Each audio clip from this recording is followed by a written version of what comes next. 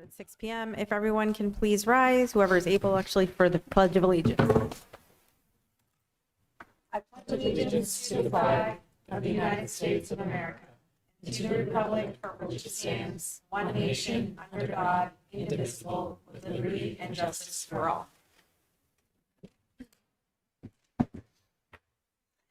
Okay, so we're starting with the superintendent's update, the engineering field trip, I guess. Go ahead. Great. Alex, Thank you. switch. We did. I did this because I had realized when Anita sits on this side, she sometimes has very important information. She has to practically kick me under the table to get me to look in her direction. So we're sort of lining this up to make it easier for all of us to communicate well.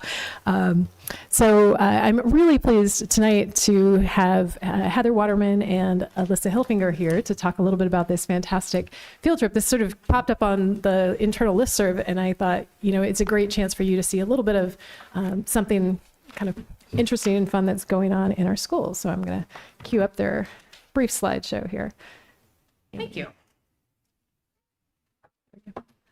Hi, I'm Heather Waterman, Alyssa Hilfinger, two of the four of us that teach natural science and engineering, which is the 9th grade integrated STEM program at the high school. So natural science and engineering is a multidisciplinary course for all of our 9th grade students. It blends physics, chemistry, mathematical problem solving, and engineering projects that demonstrate the complex systems of energy transformation and transference in our everyday lives. Who knew? It happens. One moment.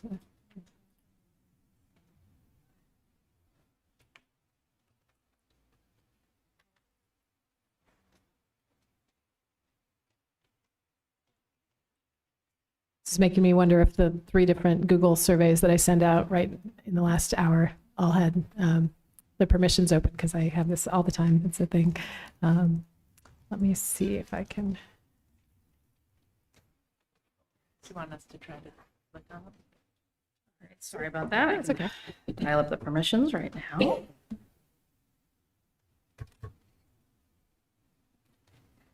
Okay. Well, anyways, what would be showing right now? There we go. Here it is. We got it. And... No, that's not me. Can we click on, would you please click on the video? So this video is one of the things that our students do is they build a light bulb, and this light bulb is built out of really simple things. It's built out of traditional batteries, a couple of wires, and a piece of pencil lead. So this is actually mimicking the original light bulb production from Thomas Edison and others' experiments. And so students are doing things like this in class. Then we go behind the physics and the chemistry and the mathematical aspects of it. We also do a lot of hands-on things that students can take those skills and use them other places. One of them is learning how to solder. And it's one of those scary things that students are afraid to do, but then we all do it together and they realize that they can do hard things. And so soldering, this is all about 300 students every year learn how to solder in class. All right, the rest stand still. One of the major themes in natural science and engineering is looking at complex energy systems. And we approach this usually from ideas of electricity, transference, and transformation. So one of the traditional builds that we did in this course was building a battery out of pennies, zinc washers, and vinegar. So from that, we're able to generate enough current to power an LED. So just from pocket change, students are able to see like, hey, we can put something together. A couple of years ago, Brian Callahan reached out to us when Dr. Pei Zheng reached out to him saying, I have this innovative STEM project for high school students, and I'm curious if you're interested. And that's the one on my right. this is the bio battery. And the bio battery is an innovative solution. We're the only school in the Commonwealth currently working with Dr. Jung. The bio battery does not use the same metals that are used in a traditional battery. It uses basically microbes and wastewater to generate electricity. And so our students have been able to use this kit, and Dr. Jung came in last year to help us explore the bio battery. Then the kids asked amazing questions. How does it work? How can we scale this up? How can I put this to a future career? So Dr. Jung and I worked together to come up with some money from the Massachusetts Clean Energy Center to fund what eventually became an in-school field trip. Originally, we wanted to take kids to different labs, but we had an issue with the students being too young. Most labs, you have to be 16 or older to be able to be even just a visitor. So we brought the field trip to us. And between BioEchem, Climbable.org, we brought our in-school field trip on November 13th. And so we had students working together in scenarios of, there's a blackout. Who gets the energy? And so they had to work together to figure out, is it the hospital? Is it the community center? Is it the grocery stores? Who are the people that get the energy? One of our physics teachers at Brian Doddelin also is a vermiculture or worm person. And so he has a company that works on creating compost. This is another picture of the bio battery that the students were able to see. We also had other speakers that worked in careers in green energy production and green buildings. So our students were able to spend an afternoon with people in green energy careers and fields and be able to start seeing what is their life beyond high school. And so that was our field trip. And I'm happy to answer any questions. I'll start with Steve. I just want to thank you for this. The kids, I'm sure, are just like sponges in terms of what you show and then what happens after that. I think one of the greatest things that happens is when you really energize a kid's interest in learning. And certainly this has got to be a grabber because, it's funny, you showed the light bulb with very simple stuff. They found jars like that in the pyramids. Mm-hmm. And so at the time, at least when I heard it the first time, how does anybody know that? Well, you just showed how they could know it just by experimenting with it. So thank you very much. I really appreciate your presentation.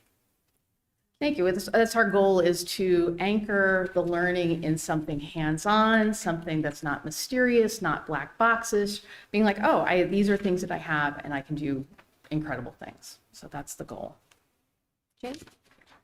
Yeah, I agree with Steve, and I also am so impressed by the content of this course. My daughter is a 9th grader now. My son took it 2 years ago, and it's so cool how you use these online videos and articles that they read, and so it's not like a textbook, which I think can be kind of, intimidating and not as exciting always. And so I just really appreciate the work that must go into putting all of that together. So, and field trip is like the best word in a kid's vocabulary, right? So field trip, it's really cool that you were able to do it in the school and, bring all of that together. So thank you.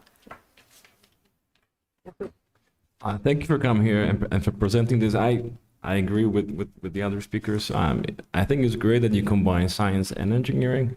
I wonder if students understand the difference between the two, because I think a lot of people get them confused.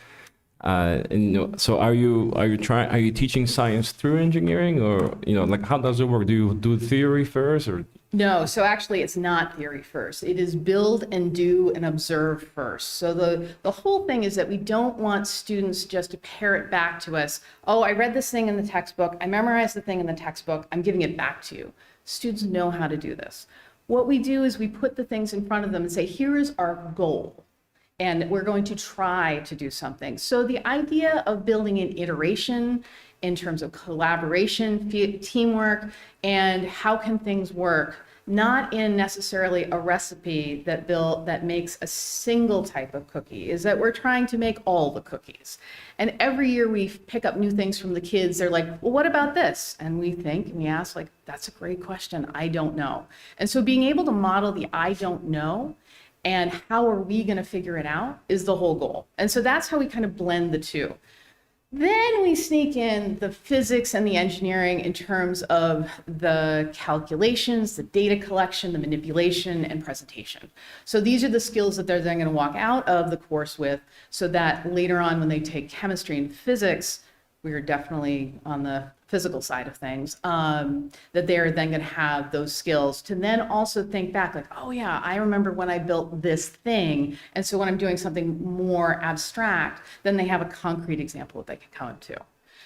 We also then try to plug our amazing engineering department at the high school as well, and saying like, if you like to build, if you like to make these, there's a suite of courses that they can take as well. So we really try to bring the two together. I think it's brilliant. I think it's a great way to, introduce students into these concepts through these hands-on experiments. I think it's brilliant. Thank you very much. Thank you for the presentation and for all your work on this. I guess my only question would just be, is there any conversation about trying to continue this on in the future, or any thoughts around that? Actually, Dr. Jung and I are working on a second round of funding through the Mass Clean Energy Council to try to expand. What Dr. Jung wants to do is be able to expand this into more schools in the Commonwealth, and using Westborough as the model, is saying this is what we do, this is how it's done. I've worked with her in terms of writing some curriculum as well, so that we can expand this and really use the Westborough model in terms of how we do things and how we teach science in a more exploratory and cutting edge kind of way. So the hope is that we will get more funding and we'll continue in the future. Great to hear Westborough's part of it. Thank you for coming. Your presentation was great. Anything STEM related, I'm always really fond of. I think that being able to actually put into action what it is that you're learning in theory is what's going to give the kids an edge when they go out in the real world, because that's what they're going to be doing. So for them to fully understand and put those two things together, rather than, like you said, just spit out what you learned, but not understand the mechanics of it is really a valuable thing. And it's wonderful that Westborough is the leader in this, I guess, is what you're saying, right? Nobody else is working with this particular is she a scientist or? Yeah, Dr. Jung is a chemical engineer and inventor. She has several patents, so she is definitely kind of the multi-hyphenate STEM person. Okay. And so us being able to work with her, and also, as a model for our students of being like, you don't just have to do one thing, is the idea that you can be inquisitive, inventive, and in science, you can do all the things. So she's been a great person to work with. Sure.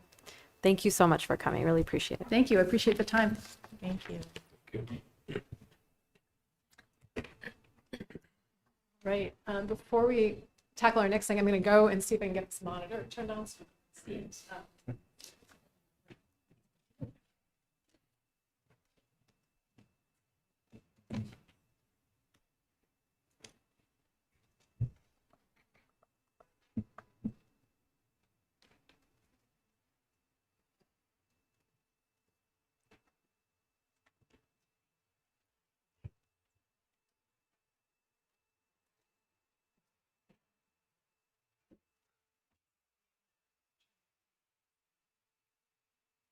Here comes help. Yeah. There it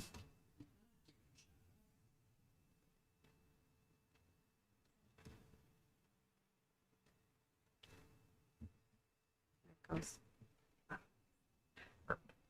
It's alive.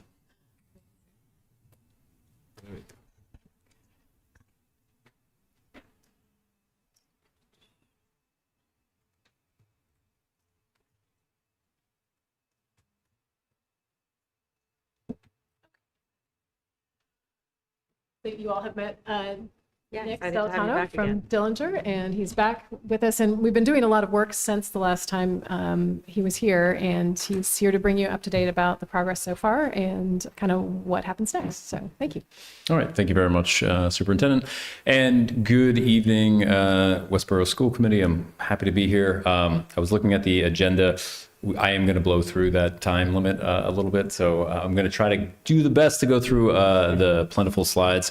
As the superintendent mentioned, it's been about 2 months since we have met, and so we have done a lot of work. We are actually going to be going through a couple of the initial scenarios today, but I'll cover all of that and then some here. And like I said, I will endeavor to move through the presentation at a fairly quick rate, but obviously stop me if you have any questions. I have the power. All right, so for those that aren't familiar, Dillinger Research and Applied Data is a Connecticut-based nonprofit, and generally speaking, we help schools and state education groups with hard problems. Usually that comes along with analyzing, utilizing, and really wrangling with a lot of different data. And that is the case in terms of where we are today. For Westborough School District, we are supporting you all in regards to reassessing and redeveloping your current attendance zones for your 3 K-3 elementary schools. The project objective that was stated back in October was as follows. Really, we want to better utilize the space available for the Fales Elementary School. It is your newest building. It is gorgeous. I had the pleasure to walk through it. And so at the end of the day, we're really trying to think through how we can maximize enrollment in that new building. Through this process, we want to make sure that we're promoting long-term enrollment stability and equitable class sizes across the elementary schools, school system, I should say, and then help create similar student experiences for all K-3 elementary schools. Again, those are the 3 objectives for what we're trying to accomplish from October up until January. In terms of the project to date, again, we have hosted a plethora of different meetings. We've met with you all on October 8th to really kick that project off. We did host a community forum for the public November 3rd at the middle school, which was fairly well attended. We have been hosting and facilitating different strategic working groups, one on October 16th, the 6th, and the 20th. That is a diverse group of principals, parents, staff members, and district folks that are helping lean into acting as a thought partner and as a guide for Dillinger as we work through a lot of the analysis and the scenario development. We did have a public survey that was open on November 3rd and has been open through December 3rd. We had about 52 responses from that. We have been collecting as much data as we can, both around demographic and enrollment and school level data, and conducting as much analysis as we possibly can. And in doing so, we are here to present the initial 5 scenarios.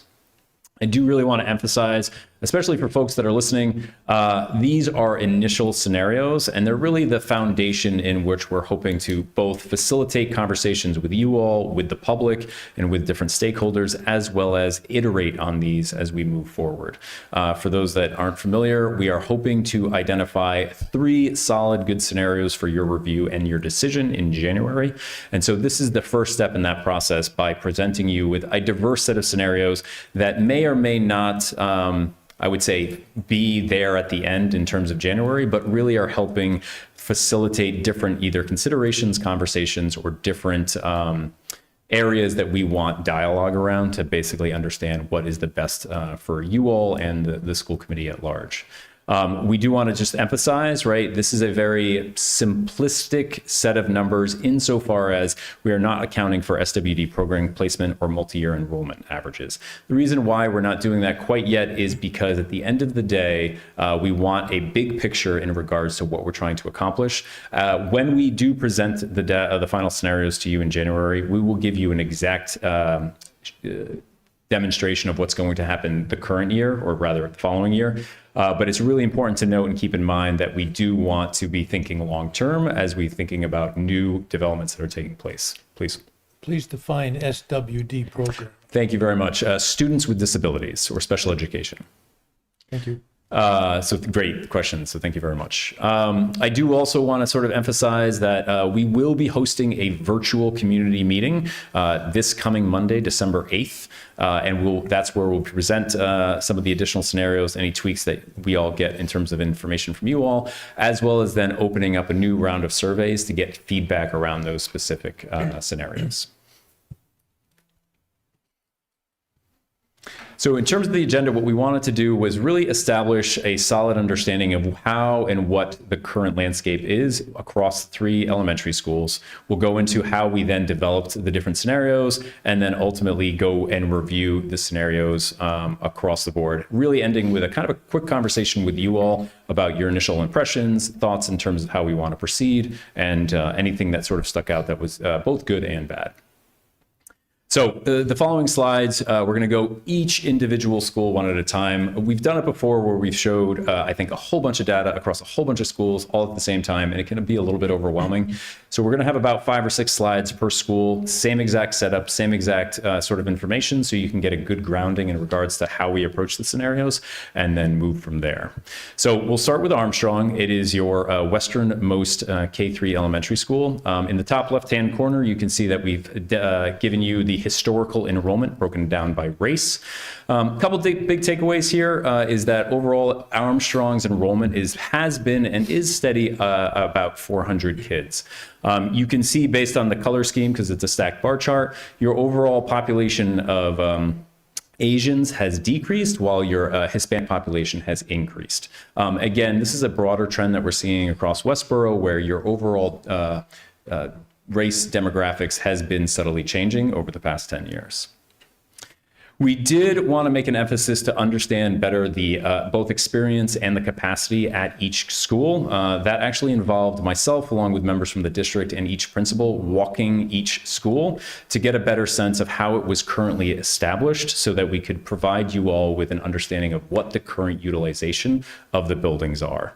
And we did this through kind of measuring classroom spaces. And it's an important point, because as we think about what it means to have capacity at a school, generally speaking, a school needs to have enough space to have seats for specific children to basically be in the same classroom all the time, to have that educational instruction, as well as additional spaces for, we'll call it specialty instructional programming, whether it's special education, LEP, your arts, your music, etc. So give me one second, I'll grab you. But here on the left-hand side, we tried to break it down across how many general education classrooms were required per grade, as well as any additional general education classrooms that existed, and identify any intensive rooms. Intensive rooms are special education or students with disability rooms where they can't spend their entire time in a general education classroom. They have to have their own space. So in some ways, right, they have their own desk in that one classroom. What's important to note is the district, and I can absolutely pass it off to the superintendent, the district does strive to have as much inclusion into those general education spaces as possible, but it's just important to note that a designated space with a designated seat needs to be identified. And so in this case, you can see for Armstrong, they have essentially 5 general education classrooms per grade. They have 1 additional general education classroom, as well as 1 intensive room. That adds up to 21 general education classrooms, along with 1 intensive space. On the far right-hand side, you can see that there are some assumptions, right? Though Westborough does not explicitly stipulate what the max class size is, there have been guidelines posted around a max class size of 22 students for general education and 8 students for intensive students with disabilities. So if you kind of do the math, you can get the fact that Armstrong, essentially in this current setup, has about a max capacity of 470 students. You compare that with its current enrollment, and you're about at 81% capacity. And so, again, it's really important to note there are other rooms within the building, right? There's the gyms, there's the music, there's the special education offices. There are other rooms that specifically deal with pulling out potentially students with disabilities or students that are learning a new language, where they'll have specialized instructional programming, but it's only at a very small portion of the day, and then they go back to their classroom. So we did not include those because those are transitory, essentially in nature. And so in the case of Armstrong, you have the current average class size, which is about 19. And that is important to note because that is at the higher end of the 3 K-3 elementary schools. They do have a designated makerspace, which, as you'll see soon, is not the case for all schools. And they do, in this current setup, have 2 designated rooms for LEP instruction. Again, the students are not always there. They are there during parts of the day throughout their specialty programming. Sir. the definition for LEP? Language. Limited English proficiency. Thank you very much. Limited English proficiency. It's ELL, EL. There's a bunch of different names for that. But essentially, students who are learning English is not their first language. Any questions about this? This will be kind of a key piece because thinking about some of the capacity in the context of classrooms will be an ongoing conversation. In terms of SWD and LEP as a subpopulation of the school, what we did here is provide you with both a quick snapshot of a historical percentage of overall enrollment for special education on the left-hand side and LEP on the right-hand side. All three K-3 schools are represented. We did bold the one in question, and then you can see a dotted line. That dotted line is the district average for K-3.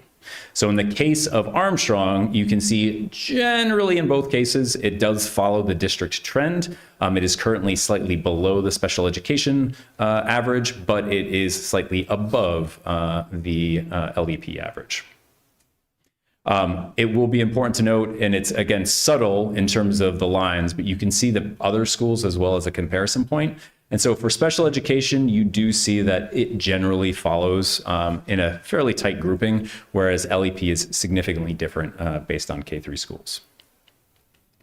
We also wanted to do the same thing for the socioeconomic status. And so when we think about students who may be coming from a low income background, it's important to note that overall across in the entire Westborough school district, your overall percentage of low income students has been increasing over the past 10 years. In the case of Armstrong, they have been following the overall district average fairly tightly and is currently sitting at about 17%. We also wanted to provide you with some context in regards to what is happening within the overall Westborough proper. And so here on the right-hand side, we provided you based on census block groups, not zip codes, because I believe you just have one zip code, but different sort of organization that the Census Bureau kind of tracks, where overall percent in enrollment is increasing and decreasing as a percentage of the population. And so dark green, it's been increasing. Your beige to red, it's been decreasing. And then bad on me, and I'll make sure to sort of fix this on future iterations, is that light green can either be negative or positive. And it's important to note that as you can see across the three boundaries of the K-3 schools, it looks different significantly based on each district boundary. So in the case of Armstrong, again, it's been slightly decreasing trend, and you can kind of see that where there are certain pockets within Armstrong that is deep red, where we're seeing a huge drop in enrollment, whereas in comparison to bright green, where your multifamily residential units are, we're seeing an increase in those populations. Yes, ma'am. Is this for just K through 3 or the whole district? This is the whole, yeah, this is in aggregate across the whole population. That's a great question. Thanks. Yep. Which is kind of a key point as well, if you think about the age group of certain kids that may move in and may move out. So great point. All right, one of the main conversations and considerations that we have to take into account when it comes to this is around your multifamily housing. So interestingly, across, again, history here, the overall change in the number of families who are living in multifamily housing has been increasing fairly significantly across Westborough.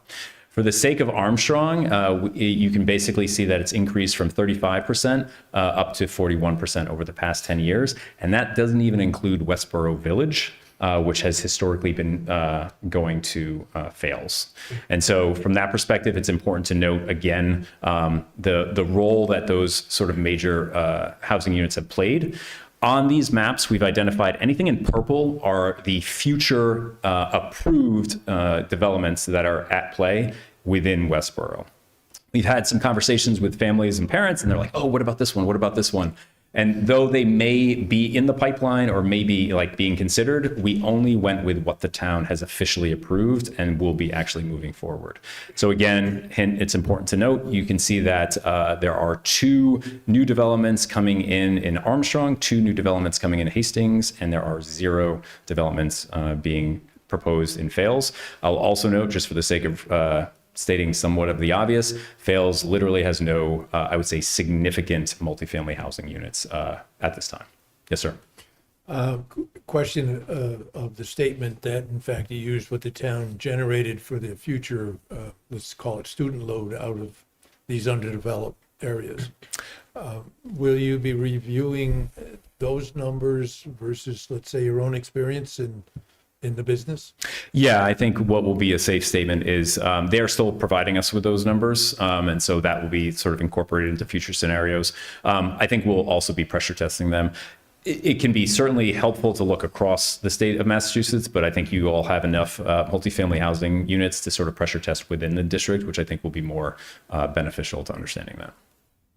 Thank you. Does that answer your question? Perfect. Yes, it does. And then again, like you had just pointed out, considering how those new developments are going to be at play is going to be kind of key. All right, what we also did was provide you with a list of the current and in the pipeline or future developments. So this table basically demonstrates how many current K-3 enrollment youth are at each of these developments, what their current status is, what's the type, right? You have multifamily, condos, et cetera, the distance to the zone school, and then the in aggregate total number of PK-12 students. Again, that kind of comes into play a little bit because the overall, we do want to kind of pressure test that the percentage of K-3 enrollment is fairly stable because that's going to be a good assumption, or has to be a good assumption when we think about future enrollment.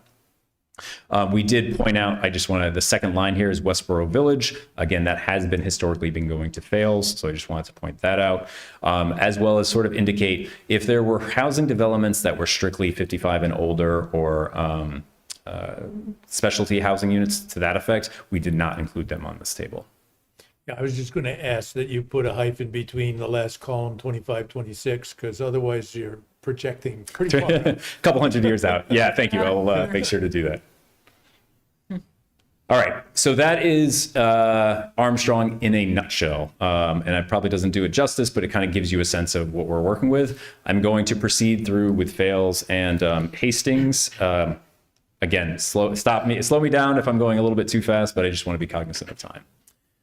All right, so in terms of Fales, again, newest building that was created for 2021.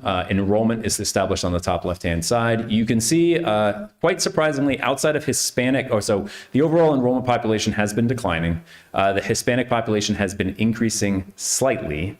Asian population has been decreasing slightly. And overall, it is probably your most homogeneous group, but still, that doesn't give it enough credit because it is fairly diverse, but as a comparison across all three schools, it is your most homogeneous. In terms of capacity, again, I would highly encourage, if you have not been to the new Fales building, I would highly encourage you to do so. It is a gorgeous building. It currently has, again, much like Armstrong, 5 designated general education classrooms per grade. It has 1 additional general education classroom. It has 1 intensive room. Again, so basically, which adds up to a very similar capacity size of 470. However, in this case, with only 281 students, we're talking only about a 60% utilization rate. Again, same type of assumptions. What's interesting, again, for consideration is the current average class size is 17. Now, that might seem like, well, 17 and 19, that's not really the big deal. But if you consider that we're talking about 20 classrooms times 2 kids, 40 kids, right? I mean, you're talking 2 significant size classrooms that were already off the board without even adjusting any types of rooms. They do have 1 makerspace or designated space for makerspace. And they have an additional instructional space outside of each classroom. And again, I would encourage, if you haven't seen this, it is pretty awesome in regards to not only nice size classrooms, but outside of that, it's almost like a porch, if you will, or a setting where there's additional desks and spaces to have pullouts and other types of classroom activities. They do have 1 designated room for LAP instruction. And this is really important, they do house the district student with disability program co-located. So there are actually additional gen ed and special education size classrooms. We did not include them in this count because of the fact that they house those spaces. So much like the students with disabilities and LAP percentages, you can see that for special education, generally tracking in terms of being at 17%. In regards to LAP, this is where you see the biggest difference. There is a huge decrease, or rather, when compared to the district average, Fales is very underrepresented in terms of the number of students as a percentage of the overall enrollment. In terms of socioeconomic status, you're also seeing a increasing gap. So whereas the rest of the district has seen an increase in your low income enrollment, Fales has remained pretty much steady at 7%. And so that's, again, something to consider. Geographic region, again, we're talking about the southernmost boundary here. It is not increasing in enrollment historically. We are seeing a general decrease in enrollment. And I think what's sort of important to note is that, nope, we'll get to the next slide. But again, you're still seeing there is no population growth. It's for enrollment, or really for students, you're not seeing any increase in enrollment. So when we kind of layer on then the question of housing, I think that really does sort of play into it, right? So again, talking to the idea that there are no major developments that exist within Fales. They have been yoked, if you will, to Westborough Village as a way to kind of continue to boost their overall enrollment. And so if we think about the context of what's the percentage of youth going to Fales that live in a multifamily housing unit, it's about 25%. It has not changed because it's that one unit. And so if you get rid of Westborough Village, literally 0 kids would be coming from a major unit. And so again, layering on the concept of overall trend is to start moving towards multifamily housing. Fales has none. And so we're really creating, I think, an interesting challenge in regards to thinking about sustainability. We did flag, again, thinking about single family subdivisions as potential, again, multifamily housing units. There are 2 that are recently opened. We're talking houses that range above $1 million, and the lots and the houses are still being sold. So we don't really have exact enrollment numbers yet. Again, I believe Ridings and Silver Hollow have about 19 and 26 housing units respectively. So it will add a slight effect, but nothing that I would say would sort of tilt the needle, so to speak. Hang on one second. So Silver Hollow is complete and has been occupied for some time. So you should have those numbers. We should have, okay. Yeah. I'll go back and double check the student enrollment. It might be that there are very few kids, but I will confirm that. Thank you. And then in terms of Hastings, which is your northeast corner, again, on the top left-hand side, we see the overall enrollment has been sort of fluctuating and on the slight decline. This is where you see your biggest population of Hispanics, decreasing Asian population, and probably your most richly diverse population group. They are currently at about 321 students, and again, are holding their own, so to speak, in terms of the overall staying above the 300 mark. Hastings has the most interesting, I would say, setup and most creative in terms of rooms. But what we were able to find walking through it is as follows. You have your 5 kindergarten rooms, 4 first grade rooms, 5 second grade rooms, and 4 third grade rooms. They do have 1 additional general education room. They, in this case, and again, you have to think about it in the context of the current student need, they need 2 intensive rooms to house about 16 kids. I think it's about 12 so far. So that really adds up to 21 general education classrooms, 2 intensive classrooms, which then gives you about a total capacity of 434, which gives you about a 74% capacity utilization. So important to note that as things go, Hastings does have the smallest room for capacity. This is sort of played out in a couple different things in terms of additional considerations. You have your current average class size, which is 19, again, similar to Armstrong. They have no designated makerspace. They do have a makerspace program, but they have to make do in sort of certain areas that's not that designated makerspace. I know in the current situation, they have the library that's in the center of the facility, and they have 1 designated room for LEP instruction. Hastings, you can see, has the highest level of LEP, as well as having been consistent in terms of special education, but is kind of inching up to be higher than the average for the current year or 2. Your socioeconomic status, from a low income perspective, the overall percentage of Hastings has, or I should say that in comparison to all 3 schools, you have your highest level of low income status and has been consistently above the district average for the past 10 years. Interestingly, given what we know to be true about the multifamily housing and given what we know to be true, you do see a lot of increased areas within the Hastings area for increased enrollment.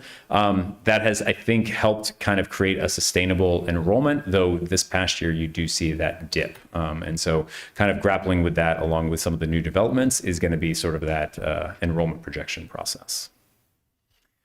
Finally, with Hastings, they have seen the, I would say, highest percentage of individuals or families living in a multifamily housing. They're up to about 48%, over 43% as of 10 years ago. And they, like we had talked about before, have 2 additional units that are in the pipeline to be developed. Again, we've listed out the housing units in terms of both their size and their distance. And so fast and furious through all 3, and I do apologize, I know it's 6:40. Any questions about the data we just looked at? I'm gonna quickly provide you with the major takeaways and get right into the scenarios. So in terms of thinking about so what, Nick? You know, we looked at all this data, what do we know? Fails, I'm gonna state the obvious, is your most underutilized building at 60%, while the other schools have a higher utilization. I want to be careful with this in terms of there's a lot of work and a lot of great work that's being done across the schools to make that experience for all youth consistent. I do want to just sort of flag in the certain cases, you do have certain areas where you have a higher average class size, and you have, in the instance of like Hastings, they don't have a designated makerspace. Again, not the end all be all, they are making do, but you know, when we think about what we're trying to accomplish, again, in that classroom sort of experience, there is those slight inconsistencies. There is a representative skew around not so much special education, but your English proficiency and socioeconomic status. We are seeing a difference across the 3 schools. And then when we think about the future developments that are being in the pipeline, that will compound some of the, I would say, space challenges that we're seeing specifically at Hastings and at Armstrong. So when we came to our developing scenarios, we wanted to do a couple things. One, balancing our schools. We wanted to shift the enrollment to take full advantage of that new space at Fales. We did want to start thinking about planning for tomorrow, and that's really considering how we're thinking about those multifamily housing units. We did want to think about parity in education. And by that, what I mean is we can certainly say, let's just take, I'm making this up, 100 students from Armstrong and just move them to Fales, but it's missing the opportunity to open up some more space in Hastings to, again, think about how we could give them space to have a designated makerspace or other types of needs that their students may have. And then one community, again, like we had talked about in terms of the differences in demographics, this is, again, another opportunity to think about how we could collectively align a little bit better all 3 schools so that they are very similar in terms of their students and their student need.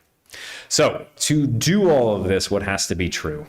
To maximize facility utilization, we're going to have to shift at least 10%, that's about 100 students, of the K-3 population to Fales. And I wanted to put that number out there because as we start to look at scenarios, right, we don't want to just move 5 kids, we don't want to move 10 kids, we need to move a chunk of kids to Fales.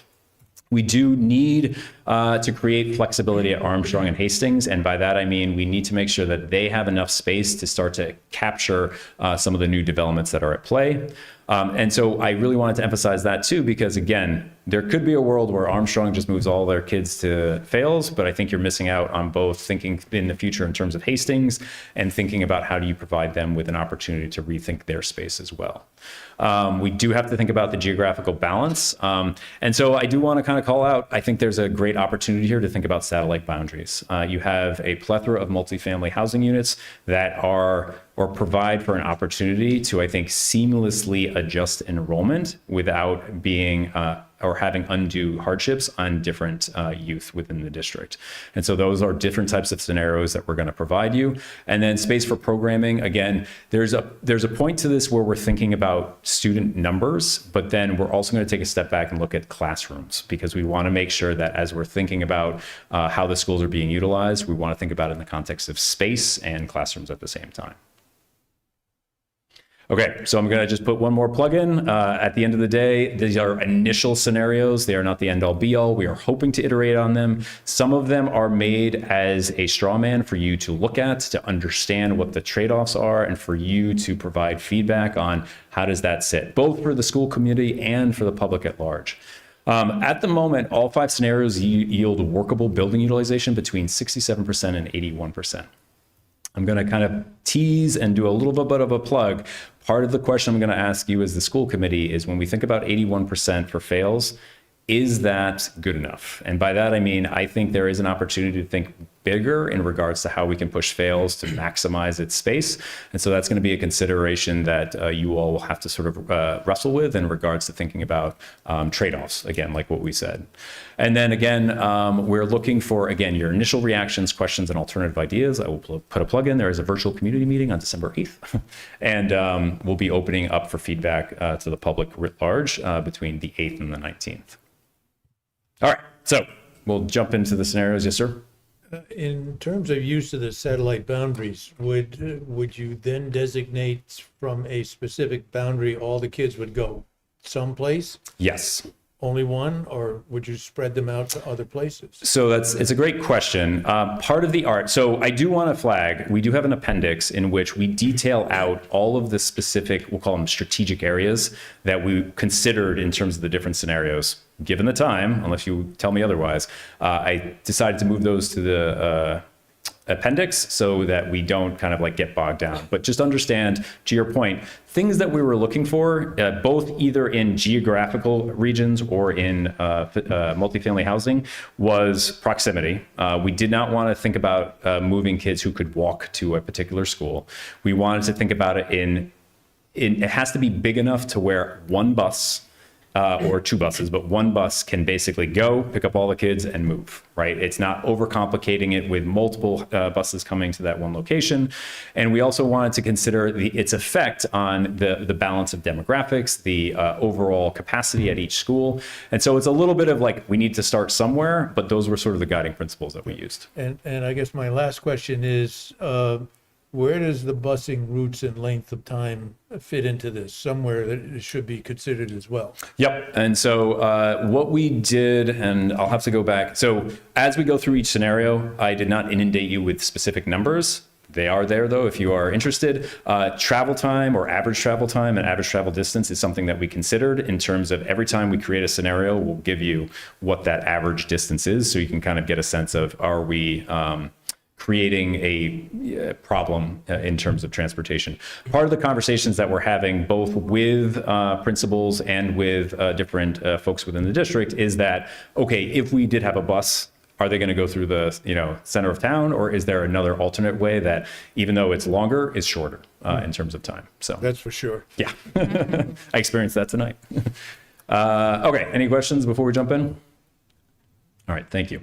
So scenario 1. So the way we've established this, on the left-hand side, we have the description, details about any satellites that we may have created or additional regions. I just want to be clear. Satellites we're going specifically into a random, non-contiguous aspect of a different boundary and creating a pocket sort of fails, if you will.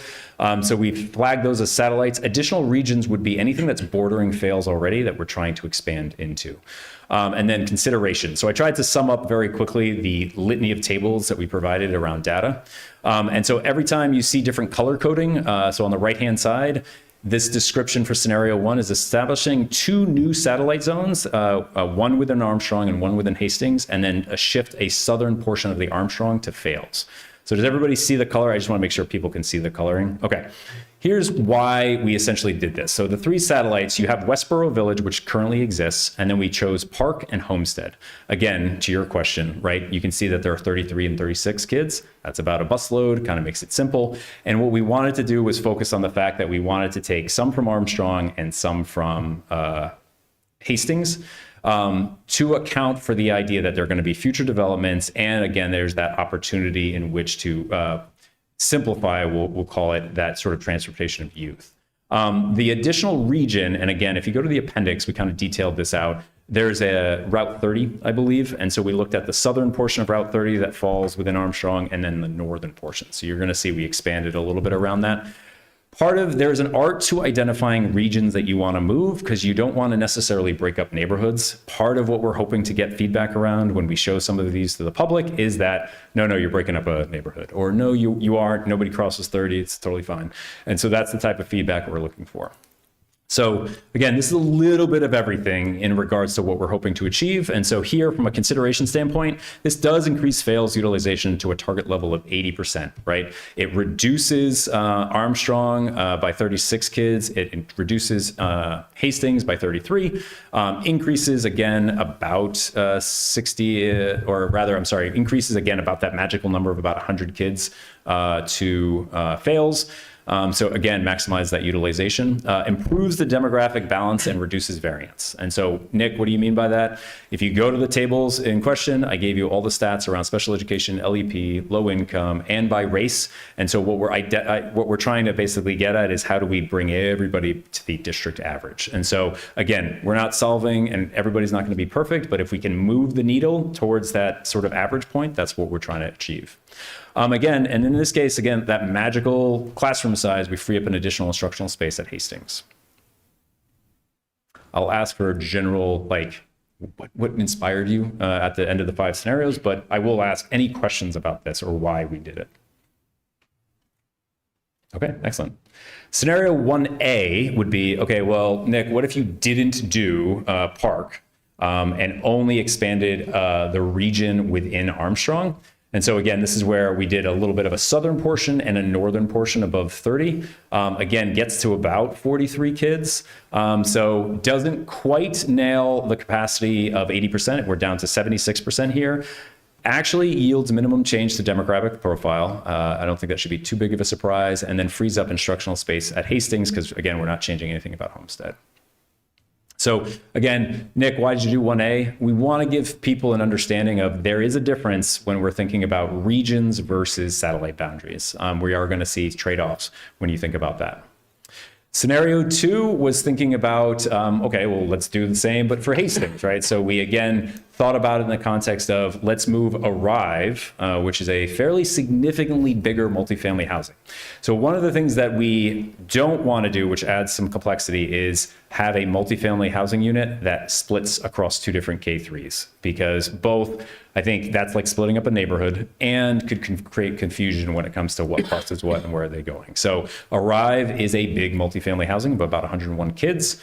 So again, that would be the only thing we would shift from Armstrong. And then the blue regions up in Hastings, right? So if we took 100 kids from Armstrong, that's actually doing too much move from Armstrong and actually doesn't do anything for Hastings. So what we do is then move part of Hastings to Armstrong. Again, trade-offs and considerations. Why are we moving kids from one school to another school when that wasn't the priority of getting kids to fails? Usually it's important to note, and I just emphasize this, right? Everything, there is a secondary repercussion on every decision that we make. So if we move something over here, it's kind of like a puzzle. You got to kind of shift potentially other sort of moves. So in this case, fails, good. We get it up to 81%. Significantly increases the diversity at fails, but then creates Armstrong as a concentrated demographics at Armstrong, right? So you're taking a very, I think, big mixing pot that is Arrive, moves it to fails, which is great, but then I think robs Armstrong of that diversity that they currently see. But again, frees up instructional space at Hastings. So that's scenario 2. Scenario 3. So Nick, what if we didn't do any multifamily housing units and just expanded the boundary at fails?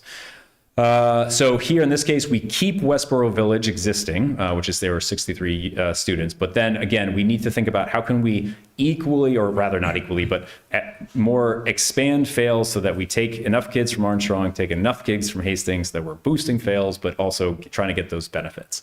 So fails utilization hits 80%. Concentrates fails demographics. So this does not really anything for changing, we'll call it the representative nature of what fails is across or in comparison to Westborough as a writ large.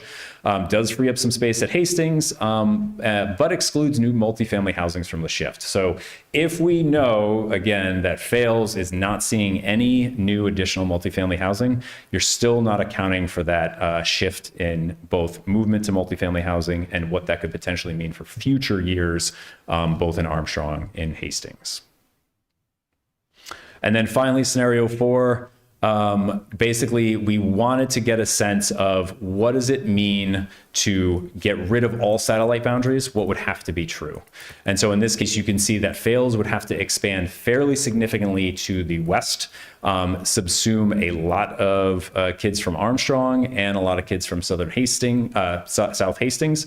Again, creates a more sort of unified boundary.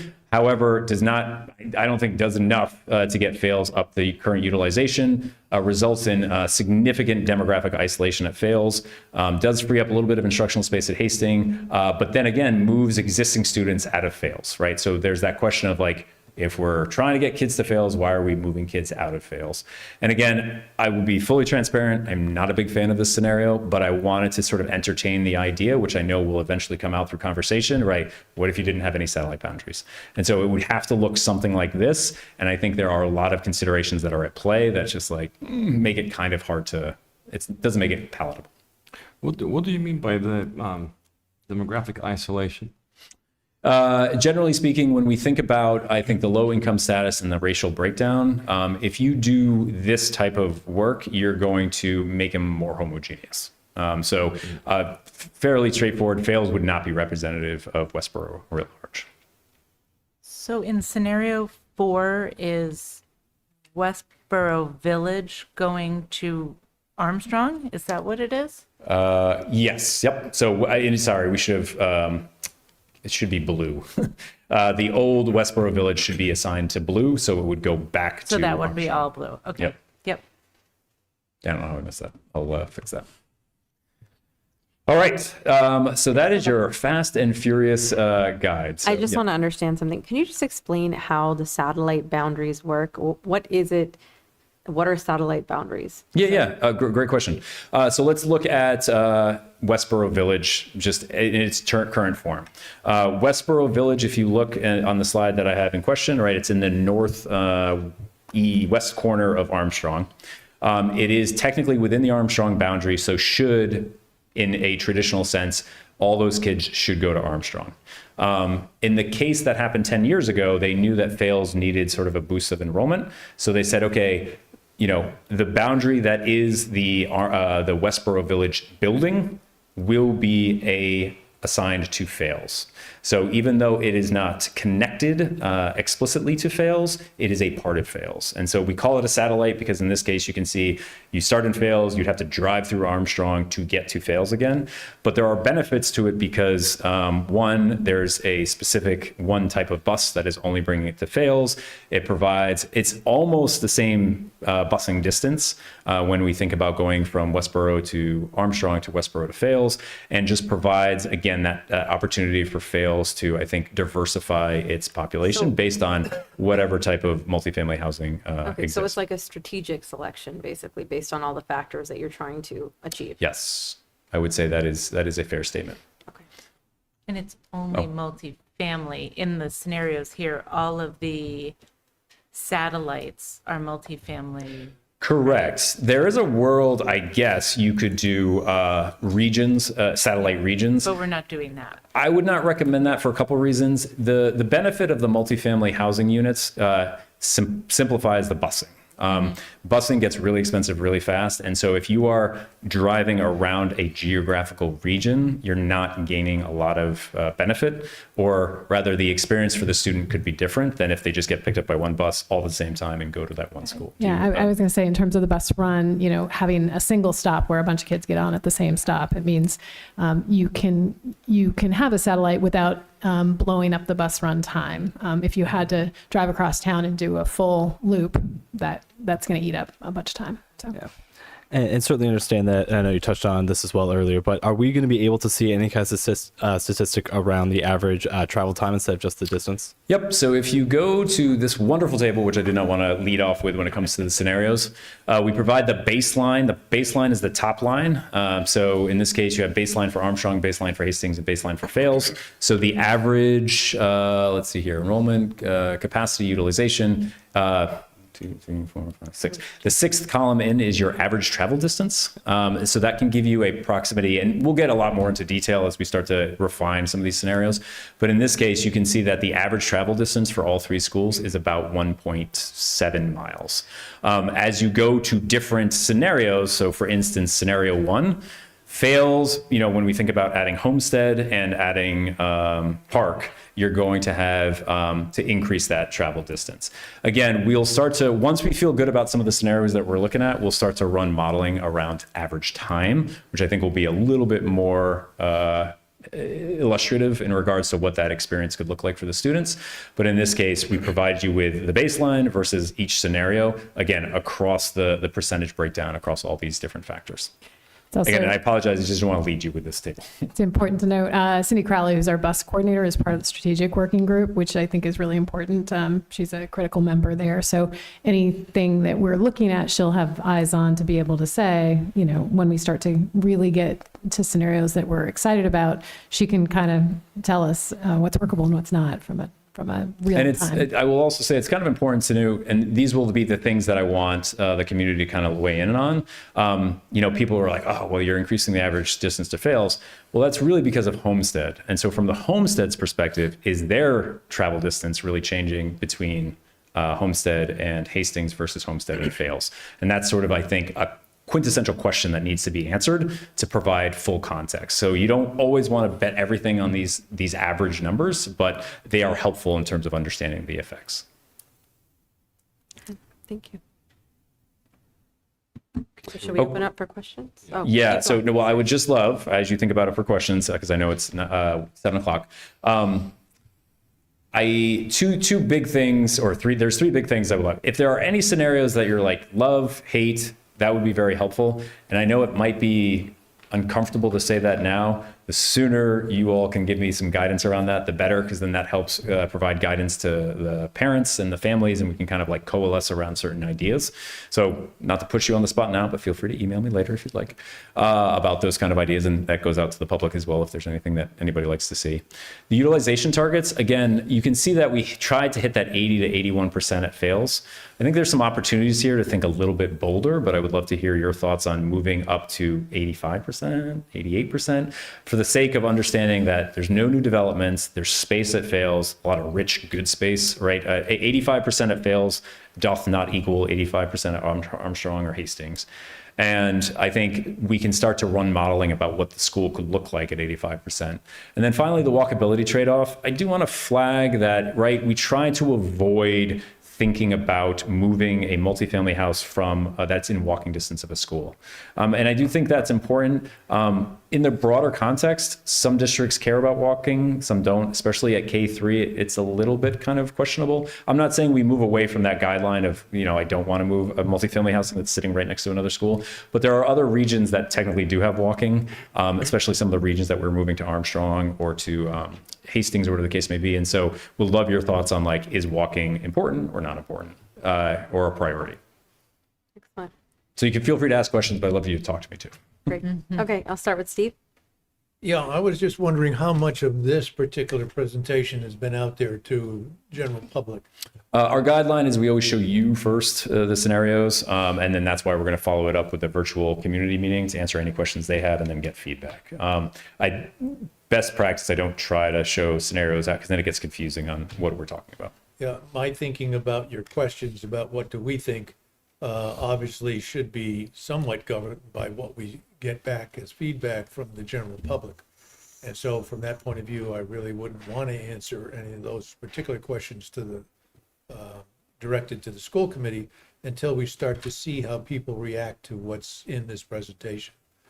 Because I think, there is history in the town in terms of newbies versus, the people who've been here forever.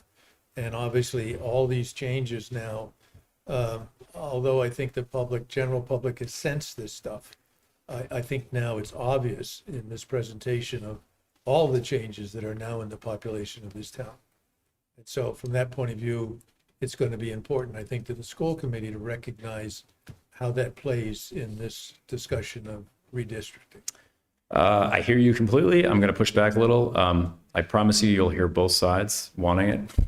So I think I always look at it in the context of trade-offs. So if you don't want to say which one you like better, that's fine. I think helping me understand what is a suitable trade-off and what's not a suitable trade-off would be more helpful. Again, feel free to email me as well. And I know you have to talk to your constituents as well.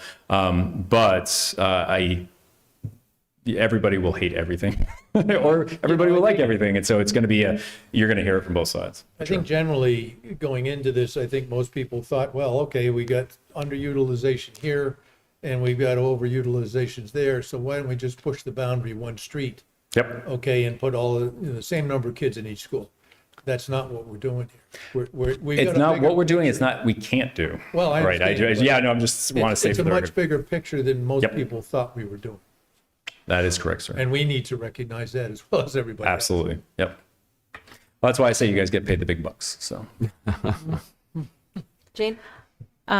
So I will say I like scenario 2. I know I agree with Steve totally No, that say one of whatever my you want. questions was I just wanna wait and see. are we going to be able to see the feedback that you get? I'm assuming we no, will. I'm going to hoard it to myself. No, I mean, like because I didn't see any of the, the map drawings, which I probably didn't want to see that you guys got, but we will get the feedback, right? that yes, you the received. map drawings I think were helpful in the context, and I apologize. I should have put a summary. I did for the strategic working group, which is posted on the website, which you can look at. They were generally take from here, don't take from here, and a couple location key areas. There were a couple, probably I would say 10 inputs around like tricky neighborhoods and roads and sort of good considerations, which were helpful. I would say generally speaking, I'm looking for the next iteration of the surveys. Part of what we're going to try to do, especially for some of these subdevelopments, is to get the principals to explicitly reach out to those groups and say, please take this survey because we want to hear from you because you are directly impacted. And so when I start to get more volume, I will absolutely be able to provide you with some of that input.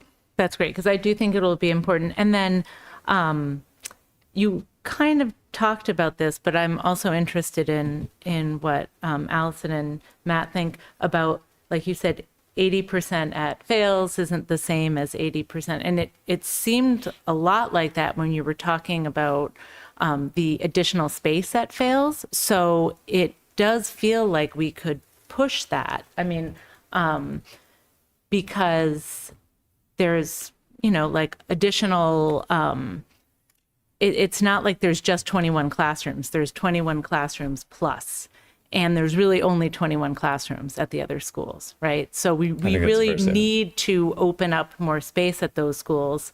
And so that we don't have to need to do this again too. Like if those schools get taxed a little bit more too, because most of the scenarios have those schools a lot lower than fails, which I think would be okay, right? Because they need the space. But I want to Well, I certainly have to agree with you that we ought to look at that scenario just because we need to see it and what does it mean? Whether there's 10 scenarios, which of course we're not paying for. But to the extent that we see, all different versions of what this is all about, I guess I would answer that's probably better than not. So I would agree with Jane that that's a good idea. Yes. So one of the things I do want to make sure I do, and I'll probably send you an interim update before we get to the end of January. I believe we actually are thinking about an early meeting in January. I'll get with the principal at Fails, Marianne, and talk with her about what would, hypothetically an 85% utilization look like. And we can kind of run a couple of those things, and bring it back to you to give a sense of what that could be.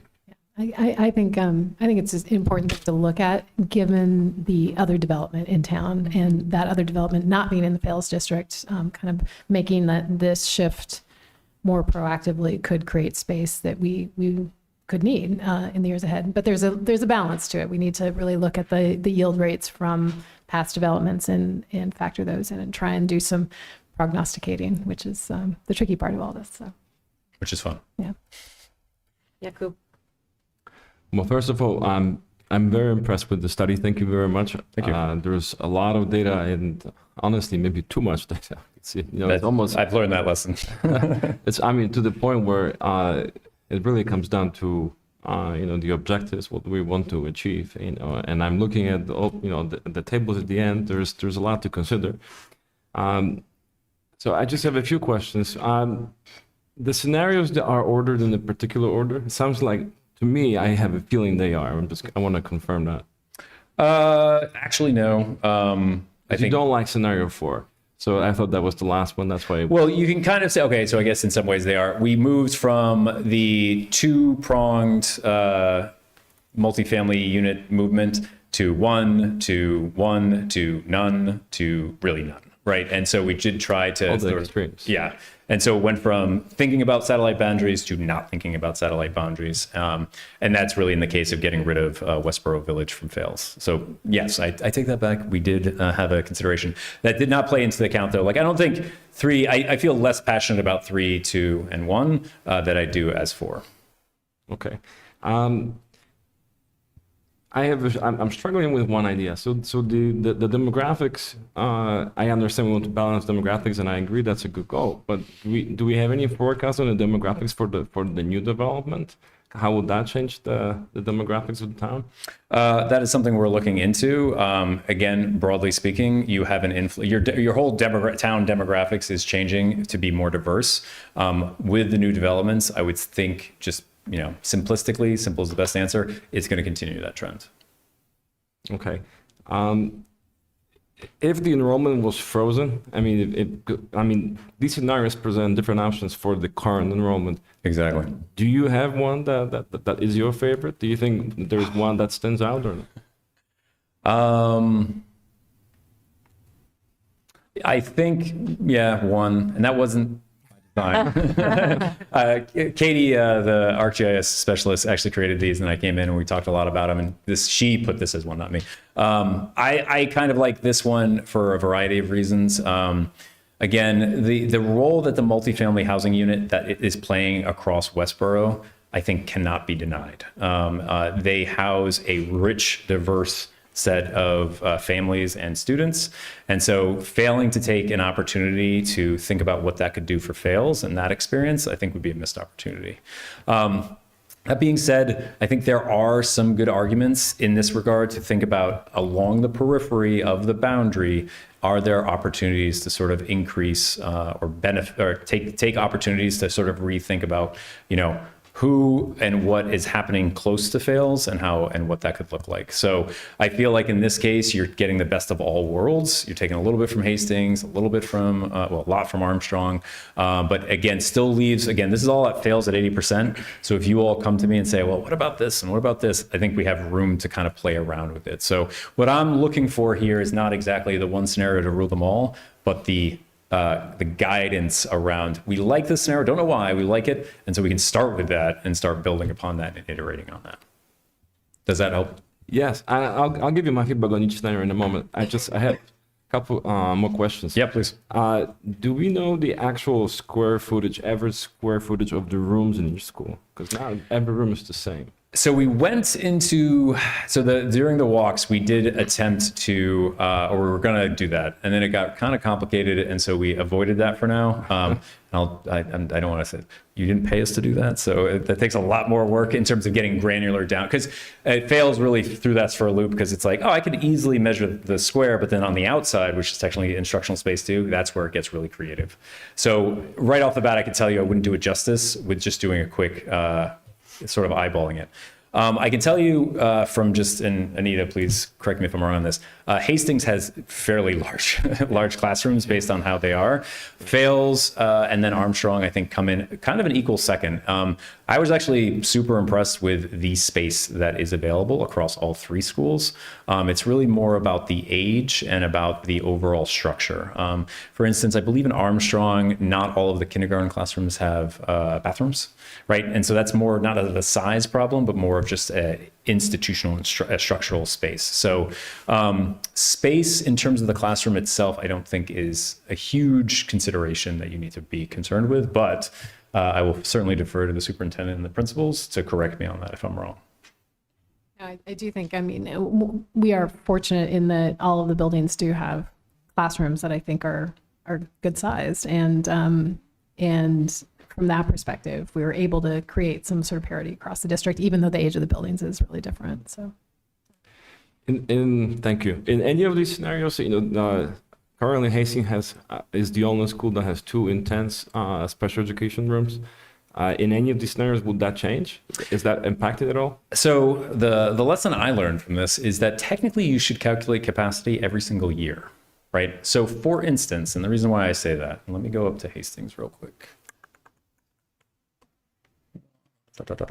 Okay, special education, you can see they went from a special education back in 21-22 of 10% all the way up to 20%. So they've essentially doubled the number of special education students, whereas Armstrong has kind of like oscillated, right? And so in the case of every year, right, your student demographics is going to change a little. And so that was where it was kind of tricky. Could I make capacity across all of these schools like over 500? Sure, but you would be saying to a teacher, you can't have any data teams, you got to go to the library, right? And special education pullouts, or instructional programming, you got to go to the gym. Like you would jam in, I think, areas of the building where you were not intending to have instructional programming. And so in the case of what we did was we wanted to stick to what is your current breakdown, and so what is that structural, what does that look like? So in the case of, like, for instance, I think it was Armstrong, they had 2 LEP rooms, whereas Hastings had 2 intensive rooms, right? And so yeah, to your point, it could change slightly, but I think understanding the overall, how many rooms do you have to house students full time is sort of the trick question. And so it subtly changes a little bit. That's why take capacity with a generally speaking, this is what we're seeing. Can I make just 2 quick comments about that? One is that Meg Garvey, who's part of the strategic team too, as we kind of get closer to honing in, we will be looking at impact on sort of our intensive program kiddos, because those are students who, if for some of them, for whom a move can be highly disruptive. So we want to just be thinking about individuals as well as groups. And secondly, in cases where a school is crunched, often because of kind of our obligations under IDEA and things like that, the things that come out of classrooms are not usually special education programming. It's usually art, music. So putting art on a cart, having the music teacher travel, things like that often happen well before special education programming is disrupted. So in Massachusetts. So. Thank you. I think that's a great point. And I'll even point out one other thing too. When we think about, for instance, the LEP instructional programming, there's a world where you could have 4 groups, right, in one classroom, which is really not where you want to be because of the noise and the instructional practice. And so a lot of the principals are really taking time to think about what is the best setup for their students. Great questions, though. Keep going. Thank you. A few more, almost now. Yeah. Can you tell right now how these different options would impact the budget? If they will impact the budget differently? I'm gonna be careful with what I say. Generally speaking, right? So the biggest issue that is going to play out, I'm gonna go back to scenario 1, for instance. The biggest budgetary or fiscal challenge that could be at play would be transportation. And in these cases, right, the worst case we could do is take a ride, for instance. Let me go down to, okay. Let's hypothetically say you're like, we don't want to do all of Arrive to fail, so let's just do half.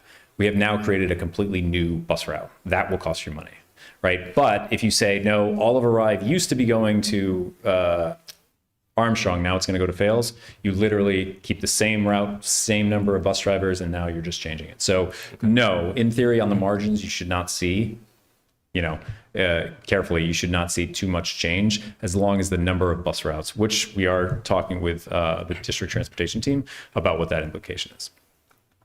Okay. I just have a follow-up to that. So technically, when speaking about Arrive, we've got so many kids there that we probably have multiple buses. Right, which is currently what's happening, right? So you'd be moving all busing from Hastings to go to, to Armstrong to Fails. Right. Yep.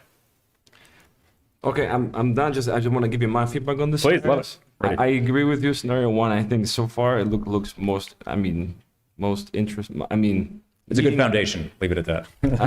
it meets the goals that we set, with the demographics, and the utilization, and I don't think it changes a lot overall.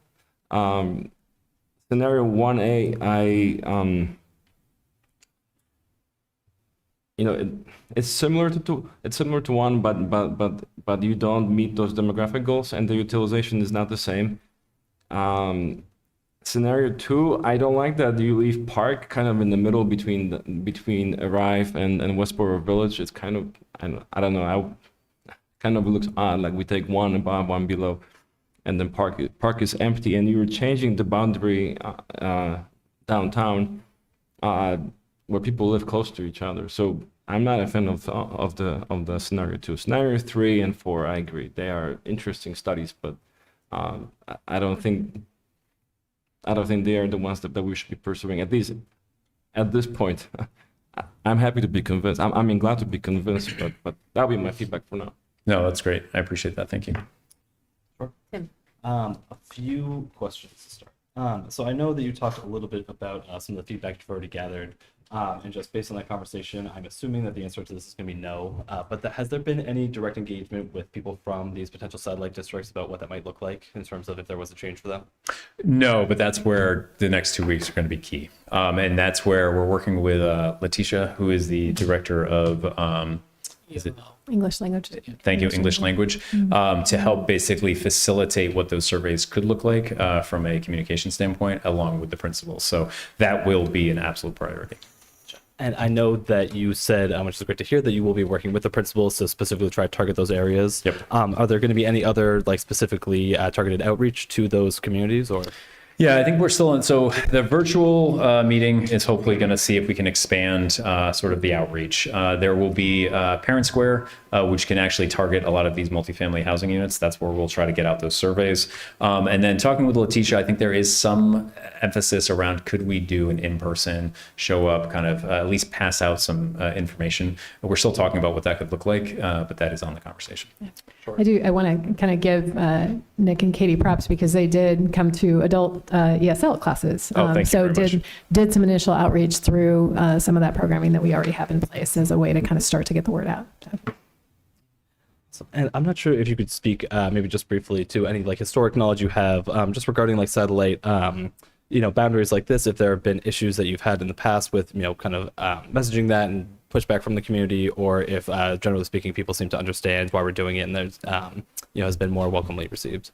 So this is my first experience actually working with satellite boundaries. From what I know to be true, I don't know. I could see, right, and I will emphasize this.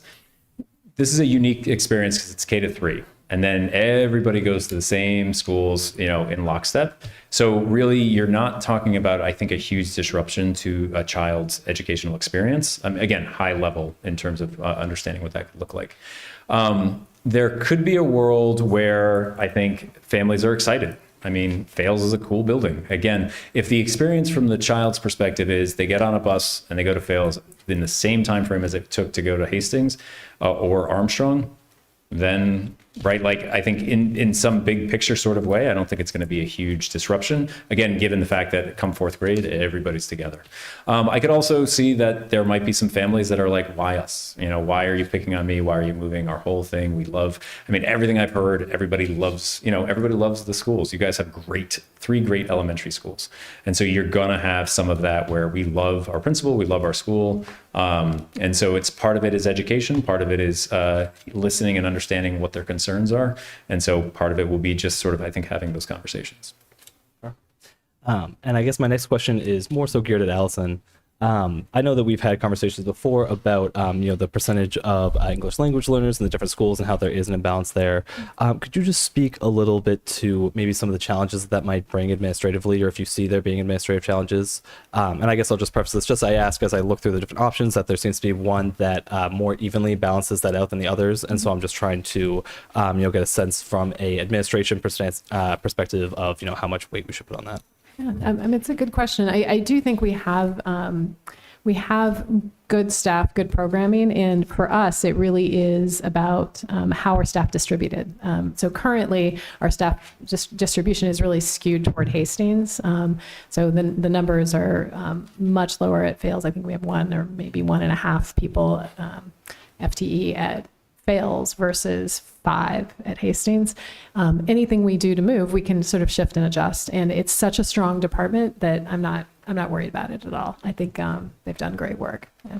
Do you mind if I just add to that? Yeah. So I had a conversation with Letitia just about this very topic, and I think a good way to frame it in your head is that it's flexible, and that the ELL teachers will go to where the ELL students are. So if they're, and it's all done by testing, right? The WIDA and access testing. So based on the need, the faculty are allocated on a K-3 basis to serve the students. So I think it would just be reallocating based on where the need is. And that's true for us and will be true for us in a number of ways. Like sort of reading specialist time, things like that. I think there are math specialist time. There are other ways we can sort of balance out. Actually, doing this project gives us an opportunity to look at all of those things. How are we distributing the kind of human resources across the district and making sure that we're giving everybody what they need. So it's good. Yeah. Awesome. And those were all my questions. I guess just in terms of feedback, I will say as I look through these, I think that the satellite campuses, I certainly understand, some of the benefits that they bring, assuming that we're able to, get the feedback from the community and get them on board as well. And I guess just the one thing it was curious to me, because when I looked at scenario 2, something that I did think about was that it was nice that there was essentially combining the downtown, having that as all one place to kind of counter to Yakub's point. Not that would change it, but it would have the entire downtown be one group. But certainly would want to hear from the people living in that space more so than myself. So that's it. Thank you. Excellent. Thank you. Thanks. I'm curious if you had looked at all at doing Arrive and Park and not Homestead and the additional excess boundary. I'm sure you haven't necessarily looked at that particular scenario. No, I love always thoughts can be different scenarios that we can run through. It's always good. So if I'm understanding correctly, So basically just Arrive and Park and bringing them to Fails. So Because we're talking about potentially having the ability to go above the 80%. Yep. That would certainly do that, but I don't know how high it would get us. And doing some quick math, Arrive and Park. 31, 36. Yeah, I mean that would certainly, I think, move enough kids. That would make Fails, I think, intriguing in terms of utilization and demographic breakdown.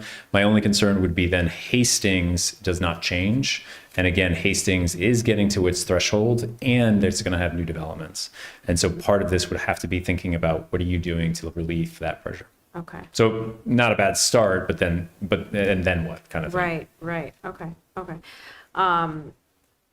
Because the largest available spaces at Fails, I kind of center my thinking around that in terms of kids moving into Fails and then kind of go from there. But to your point about walkability, I think that that's an important factor as well. To the extent that we have walkers right now, and I wouldn't want to change anything there. I don't think that the scenario, like for example, that I'm looking at, which is scenario 1, out of the ones I see, that one seems to kind of make the most sense in terms of what the benefits are going to be, what we're going to get from that. I don't see that that's going to largely impact the walkability in a negative way, obviously. So, but I do think that it's a factor. I definitely think that we don't want to have to take that away from people who do That's helpful. value that, I think. Yeah, and then to Steve's point, I think that while we may have gone into this with our charge being that it was about utilization, in my mind at least, we always had this sort of inequity in the schools. And I always wanted to try and get at that. And so, I'm very pleased that went into your analysis and that you guys were able to, and you've done such a thorough job, really. Thank you so much for bringing this to us, especially in terms of even the utilization. I liked your point about saying that utilization at Fails is going to be different than utilization. Having it full at one school doesn't necessarily mean the same thing at another school. I think that's a good point you brought up. So I do think that people should try and look at this, more than just about utilization. It's, I think that we need to make the schools more equitable and definitely bring some diversity into Fails where it's lacking. So that would be my opinion. So, as far as feedback, like based on what I see, scenario 1 seems to appeal to me the most. Although I was curious about, arrive somehow, that's in my head in terms of, so that scenario's there too. I see that. But I was trying to see if, obviously I can't put it together here, but it wasn't in my mind. All right. Thank you very much. I appreciate that. Any other questions or thoughts from the district that I missed? Could we ask Jerry for feedback? I don't know. Do you like a specific area you want me to address, or just like generally what I Do you like think? any of these scenarios, or do you see any problem with any of them? I think just add on to what a lot of people have already said. I think scenario 1 is pretty good, since you're kind of getting the best of both worlds, where you're getting to that utilization target of 80%, but you're also improving diversity, which I think is obviously really important. Then I think, busing routes should definitely be a major concern, especially for these younger kids when you're talking about like K-3 schools. So you don't want to have them have to go on a bus for like 30 minutes just to get to school. I think those are the biggest major things I took away. One other point I wanted to make is I also was thinking of Arrive, because I'm trying to understand when you say that we're trying to make the school's demographic profile more broad. The income disparities are also like a piece here that I really want to be looked at. I know it's not broken down that way in front of us in the considerations, but I'm curious. Some of these are specifically like rental unit. When we're talking about multifamily housing, it's not just multifamily housing. Some of them are owner occupied and some of them are rentals. Arrive is all rentals, as is Park, I imagine. Whereas Westborough Village is many are owner occupied. So it's an interesting balance. We are attempting to get that information from the town because we agreed with you. Like, I think that's an interesting proxy to look at it in the sense of mobility, right? And I know schools have to, I think, have different challenges when it comes to kids moving in and out at a regular pace. And so thinking about what that could mean for, again, how you make each school representative is key. So we are trying to get that data. Okay, great. Thank you. If I could just add another point. Please. I think generally speaking, I think we touched on this briefly, but I think the student experience at all 3 schools is pretty great. Obviously, Fales is a lot newer, and I think it wouldn't be an issue to try and increase that utilization rate above 80%, since it's obviously a brand new facility. And at least from a student perspective, I think it'd be great to go to like a brand new facility that we spent I think it was $3 million on, something like that. So it'd be great to increase that utilization at Fales, in my opinion. 56. A little more than I was going to let that go. I thought something like that. All right, excellent feedback. Thank you very much. And thank you all. So just to kind of quickly sum it up, next week, Monday, virtual meeting. I know like the whole Westborough is listening to this school board meeting, so virtual meeting. We'll review these scenarios, answer any questions folks may have. We'll open it up the surveys, really push that out. I would say early January, don't be surprised that we probably will push out some version of these iterations to kind of start to coalesce towards a direction that we think you all want to go. Anything else? Thank you so much. Thank you. And I am so sorry. I'm going home and you guys have a long night ahead of you. So I apologize, but thank you very much for your patience and your input on this. So. Thank you. Thank you. you. Thank you. We're a little behind. My stats teacher would be proud of those graphs. We're going to make this up. All right, Allison. I'm going to take it away here. Let me get to the rest of this and we'll be efficient. So we've already touched on a couple things. I just wanted to highlight a quick moment we had just before Thanksgiving. This was wonderful. Our collaboration with the veterans around a clothing and toiletries drive, which culminated in a breakfast at Mill Pond, where our 6th grade leadership kids helped load up trucks with bags and bags. It was an incredible effort. So this is a picture, and the folks at Mill Pond organized this breakfast so that kids had the chance to sit and have breakfast and interact and have questions and dialogue with some of our veterans. And it was fantastic. The students did a great job. They asked wonderful questions, and the vets that were there were so generous with their time and their stories and their attention for our students. So a really fun project here. And you heard about this already, and we did this already, so I'll skip through here. I wanted to kind of loop back to something I mentioned last time, which is the Gibbons Field House kind of possible project. I have sort of taken a moment to realize that I sprung that on you without kind of enough of a dialogue out front. And kind of how that evolved behind the scenes was, as we were sort of looking at the long-term capital plan, we knew this was a project that needed to happen. But we're also starting to have conversation about our maintenance department. What are we going to do? What's the future of that department? How do we want it to look? And so I think both Anita and I and some our folks in the facilities department got a little gun shy about the prospect of doing a repair on a building when we don't really know the future quite yet. I want to apologize for that up front, but also say right now I think we have a few options on the table to consider. One would be repair, one would be demolition, and then probably the thing we should do is the third option, which is the further study option. And so I want to kind of pause for a minute and just get your feedback on that before we go any further, because we have presented an option to the Capital Expenditures Planning Committee. We can kind of revise and go back to them if need be, but it is there as sort of a placeholder for us if as something needing to be done over there. So I'll be quiet and hear from you all. I can start with Steve. Well, I want to make a motion that the school committee create a subcommittee of the school committee to examine all options relative to this building, particularly following up on my comments the last time we met. This building has been used for storage. It's 2,560 square feet.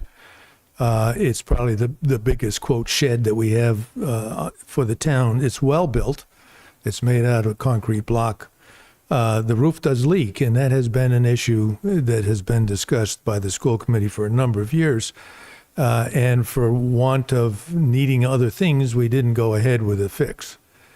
However, to the extent that the building is full of stuff that is mostly school committee or school department materials, think about that. Where does it go?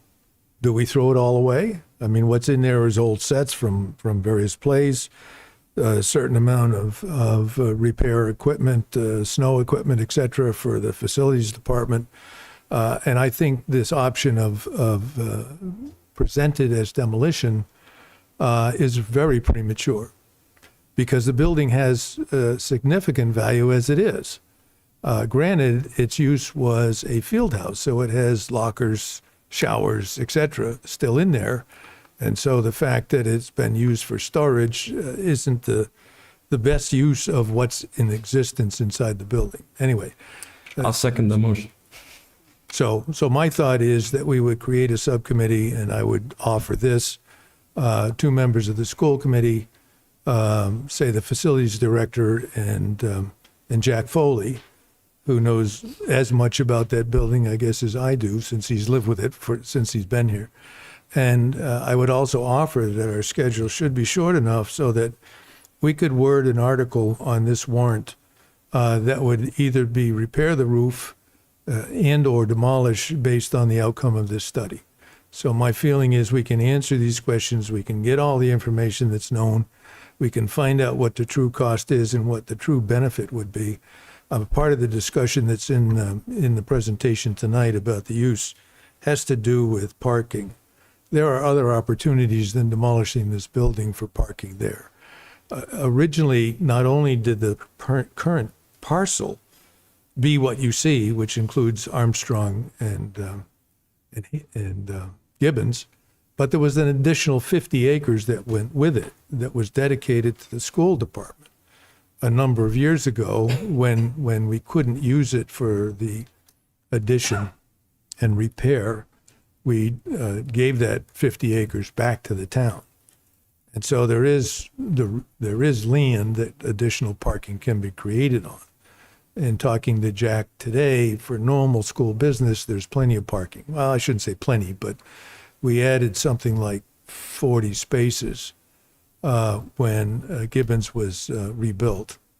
And so for normal daily work, there's enough parking there. The issue, as I understand it, is parking for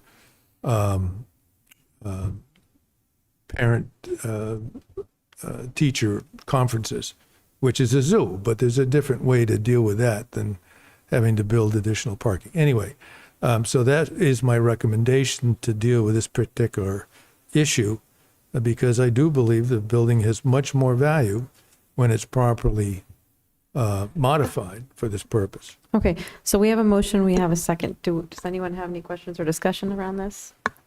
I just want to end the comment. I think it would be also worth maybe bringing in on board somebody from Armstrong. I mean, perhaps if we That's a good decide to idea. keep the building, Sure. maybe it could serve as a shared function for both schools. Yeah, one of the things that I would think the town would like to have is a, let's say, small equipment repair shop, which could be done in this building. Since, in effect, if you remember the maps that we saw where schools are in this town, Armstrong and Armstrong and Gibbons are almost dead center in the middle of the town. So it's a good place to centralize that kind of work. Okay, all in favor? 5-0-0. Thank you. Thank you. Okay. But we can move ahead with this and have an answer for this town meeting. Okay. So let's move along, if we can. Great. I have just wanted to kind of run through a few quick updates. One is I included kind of links to some of the budget projections, first quarter projection from both ABC and Accept. I'll kind of pause at the end here if you have any questions about either of those programs. I wanted to take a moment to acknowledge today, both Matt and I were on a Zoom call with the Commissioner and Secretary of Education, which was an update about a statewide effort to create kind of universal Massachusetts graduation requirements. This is work that's been ongoing since the summer, the Grad Council has issued an interim report. I'll be sharing that with you in the days ahead. But essentially, focus areas kind of comes down to three things. The state is looking at what is in the program of studies for any public high school in the Massachusetts Commonwealth. How do districts assess mastery? So how do you prove that people actually know things at the end of the courses that they take? And then thirdly, college and career readiness. I don't know if Matt, if you want to say anything else about any of those, but Yeah, this kind of builds on the competency determination discussion we had. I think it was in the October school committee meeting. And it kind of fills the void that's left by MCAS, and the state's looking at really consistency across the Commonwealth for the student experience graduating high school, and looking at having end of course summative assessments, not to replace the MCAS, but just to determine how students are able to demonstrate mastery. What was interesting in the recommendations that came out, specific are some recommendations around financial literacy, as well as some work with college and career readiness. And we applied as a district and we were awarded a grant for MyCap, which involves just that very thing. So we formed a committee, and it's representative of faculty and administrators from Gibbons as well as the high school. And we'll be looking at exploring alternative approaches used by different high schools in the Commonwealth, and creating some recommendations. And then we'd have to reapply for a grant next year to actually implement, but we're in that kind of planning and experimentation and exploration stage. it's nice. It's a nice sort of synergy with the strategic priorities that we have. This was one on alternate pathways and sort of college and career readiness and financial literacy. They're all kind of in there, and this is all lining up toward that. So that is an area where what the state is thinking is right in line with what we are working on anyhow. So it's a nice thing. And I just wanted to confirm quickly, Matt, I believe you said this, but so this is not replacing what we already voted on, but just building upon it. Is that correct? Yeah, absolutely. Yeah, it does. The competency determination is actually required by law. And in the webinar that we watched with the Commissioner of Education as well as Secretary Tutwiler, they alluded to or signaled that this would require additional legislation, but off in the horizon. I think finally on my list, I know I forwarded to you the announcement from Principal Foley that he will be retiring at the end of this school year. And he has been such a treasure for the town. It's a big loss for us. For me personally, I got to meet, I don't know if folks know this, I met Jack about 15 years ago. I brought a team of educators from Westwood to visit the middle school here to look at what was going on with math instruction, because whatever was happening, it was working really well. And I was a middle school principal somewhere else and wanted to find out about it. And I got to meet Jack back then, and then had forgotten about all that and was delighted to be able to meet him again coming here. And he runs a fantastic school. We are thankfully, because of his early notification, going to be able to post very early and run a very aggressive search. My goal is to be out in front of everybody else, so we get the kind of very best candidates we can for this process.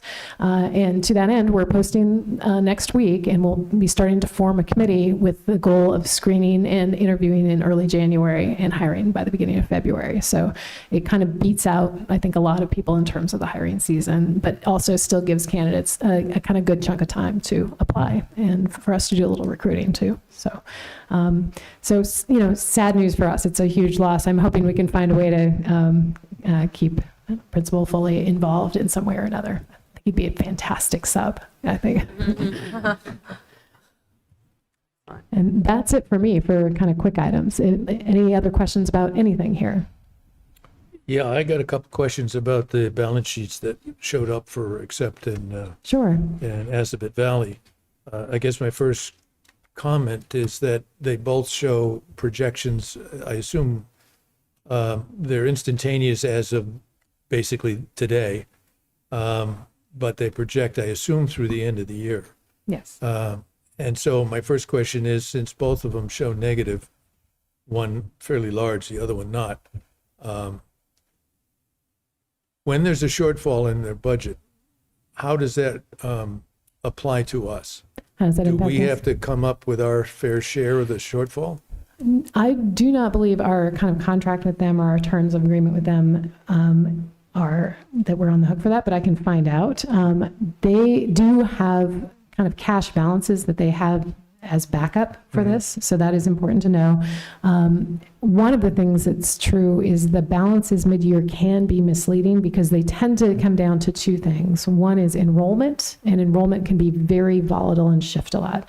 So this time of year, it's a little hard for them to project because as the year wears on, they sometimes pull more and more students in.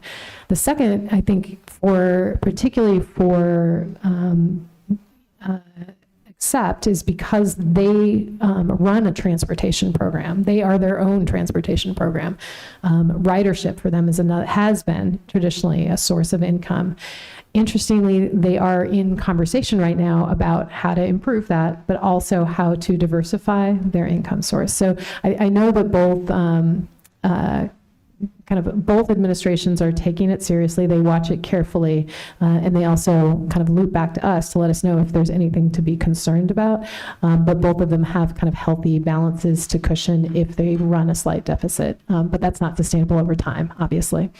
Yeah, so my comment then relative to that is, what do they plan to do about the projection that's a deficit? Right. If you could get them to send us a memo as to what actions they're going to take to deal with that, particularly when you have a budget in the middle of the year. There are things that you can do, by doing a little less of something to try to conserve cash to make it balanced. So I think it's important. Absolutely. One, to find out what our problems are relative to a shortfall, if any. Right. And then the second is, what do they do about it, because we're a member of those two organizations. Right.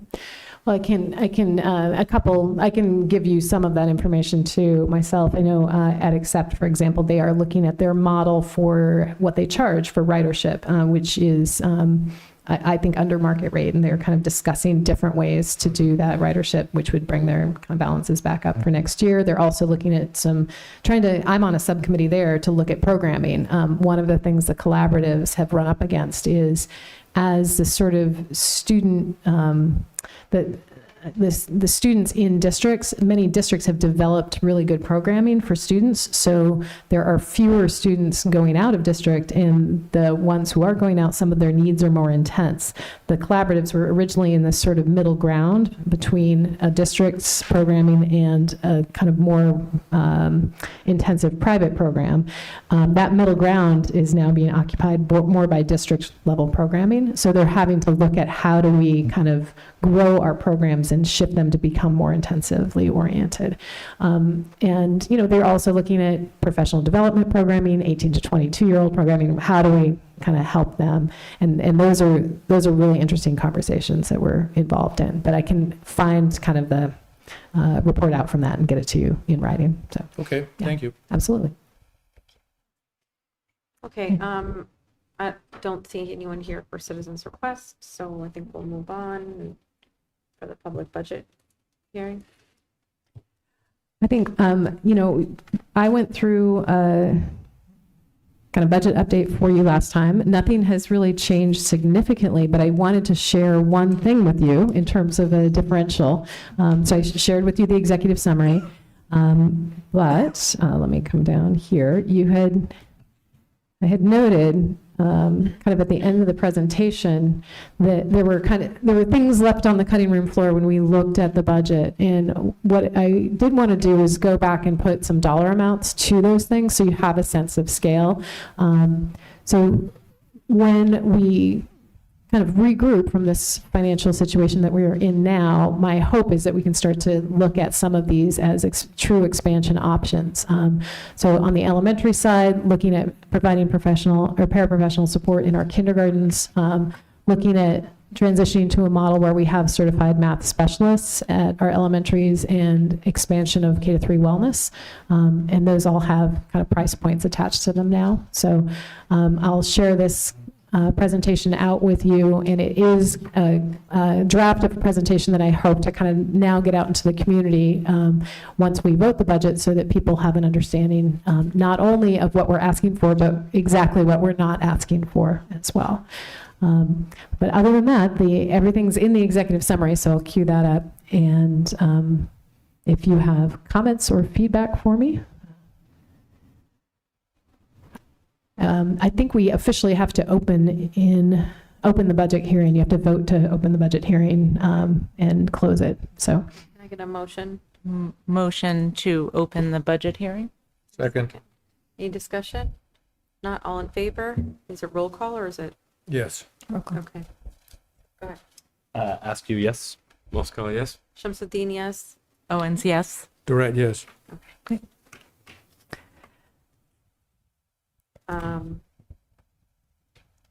I'll start with Steve. The format is different than what we've had in past years. We've had a budget book presented with line item budgets that basically are go by quarter by quarter. And so other than seeing totals, or if you will, by departments, I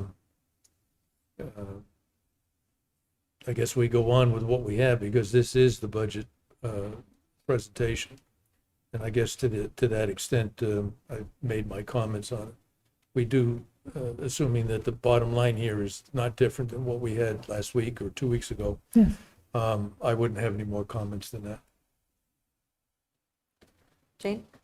Yeah, I really like this document. I know a lot of work went into it. I think it explains everything really, really well. I hope that community members will look at it. And I know your presentation will go through it, but like I said 2 weeks ago, I really like your emphasis on the difference between level services and level budget. And I hope that we can keep the focus that we want to keep, which is at least level services. So thank you.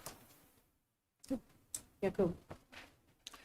Yeah, I just have, I guess, two questions. One is, how do you think, how much can this budget change depending on the outcome of the current negotiations? Like, what's the potential impact? It's a good question. I mean, we have budgeted with contract negotiations in mind and have tried to project based on history, but also based on other communities nearby and their settlements and what seems to be in the air in terms of settlements, plus some sort of known factors for the types of proposals that we thought would be brought forward. So that to me is actually, I don't feel like that's as volatile as some other things, to be honest. That one, I think we're in a ballpark where we'll be able to manage and kind of land the ship where we need it.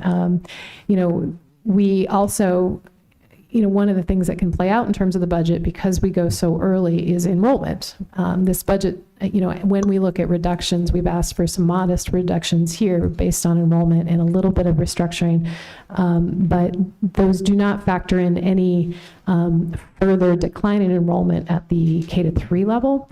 And so I think that's an unknown for us. It's possible that if our K numbers come in low again, there's some additional cushion of savings there. So my hope is we will be able to navigate through this without making any kind of additional staffing reductions. But, bargaining could box us into a corner there if it goes sort of strangely. Right now, it seems to be going well. I think it's a very professional union, and I think that they kind of understand the value of the staff that we have. So. Thank you. And conversely, what would be the impact on the budget in the worst case scenario of the federal government cutting the funding? Yeah, we've accounted here for some funding cuts. We're making the assumption that a lot of the minor grants go away, including the ones that I think I wrote to you about over the summer, where they put them on hold in terms of disbursement. So we're just basically planning on those disappearing. It's hard for me to imagine a world where they would go after IDEA money because it's students with disabilities. I think it's, if that happened, I think it could take a while for it to unfold. So I think we'll be good into next year. If we see signs of that, then I would say we have to start planning that way for FY28. That's kind of how we're playing it here. I think the reality is, supporting kids with disabilities is something that's a really bipartisan effort, and I think has been a popular bipartisan effort all along. So I somehow think that one's probably going to be okay. Yeah. Okay, sounds promising. Yeah. Thank you. You're welcome. Thank you to you and the team for all the work on this, but no additional questions from 2 weeks ago. So thank you. Thank you. I also do not have any additional questions. Thank you for putting this together. Great. And with regard to the kind of complete kind of budget book and when that comes out, I think we are waiting on some information from the town. So that is a piece of the puzzle that has to be there. And as soon as we get that, we will be able to sort of turn and get the data out to you in that sort of more detailed format. But some of this is, we've gotten what we can to you for now. You've got. So since this is a budget hearing, I think I have to at least read what the budget amounts are. Fiscal 26 budget, that is the current year we're in, was $70,466,789. This budget proposal before us for consideration is $73,404,152. That's an increase of $2,937,363. And the percentage increase is 4.71.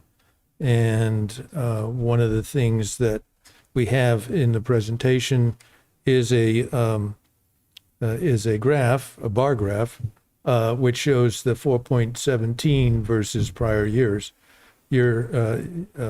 Last year's increase was 5.18%. The year before that was 5.44%, and the year before that was 4.10. So this is a percentage, let's say rate of increase percentage, which is smaller than the last few years, which Steve, I think. just want to say that you mistakenly said 4.71. It's 4.17. Yeah, 4.17. Okay, if I said it, I'm sorry. Yeah, it is a significant decrease of rate of increase from prior years. And I think that's a significant point to make. I think this does bring us in line with pre-pandemic budgets, and I think it's, and I don't want to say, like, I don't see it as my job specifically to do that, but my job is to create something that's sustainable over time. So that notion of a sustainable rate of increase is important because we do need to make sure that the town can afford what we're asking for. So. Any other comments? Okay, let's move on then to the school committee report. Steve?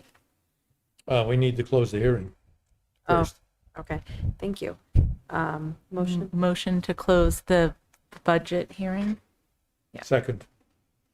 Any discussion? Not all in favor? Well, roll call, right? Ask you yes.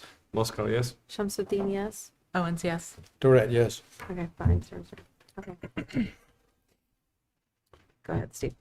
Okay, as far as reports go, I think I pretty much, indicated where my interests have been in the recent discussions relative to the, to save this building, because I believe that the building itself has value, that is the former field house.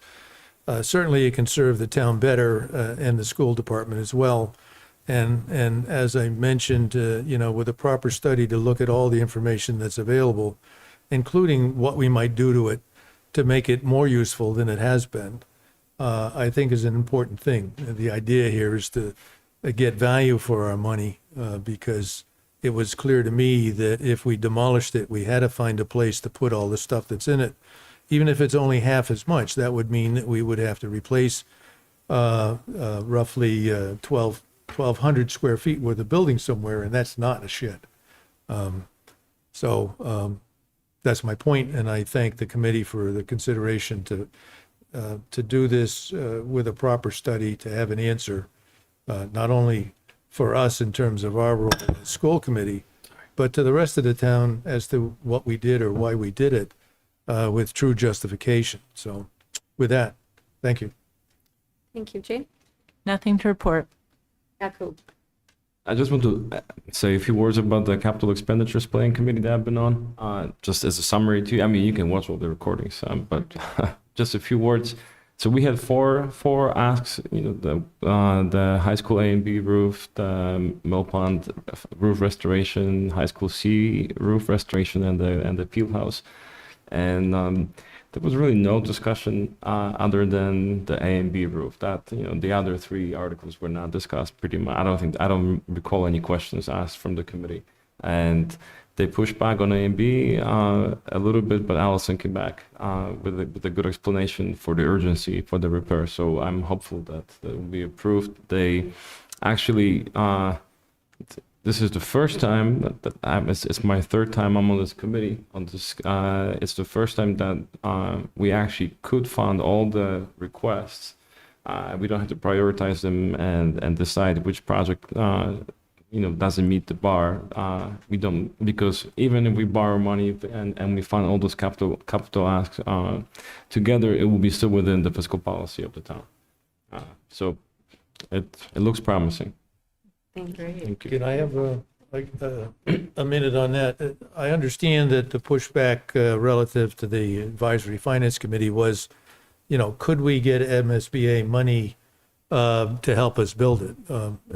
Potentially on all but the current engineered roof, which we couldn't because MSBA requires the whole process to be under their jurisdiction. So they would more than likely, I'm not absolutely sure, but more than likely would not fund the current engineering effort because they would want to choose. They also want to choose who the architects are and who the other players are as well, or at least have oversight of it.